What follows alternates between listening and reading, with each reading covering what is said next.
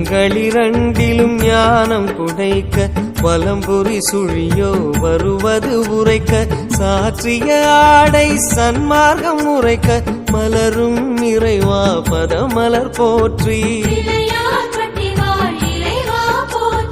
கற்பகம் என்னும் பஞ்சாட்சரமே ஓதி உணர்ந்திட சுகம் பெறும் மனமே மெய் சுகம் அருளும் இறைவா போற்றி.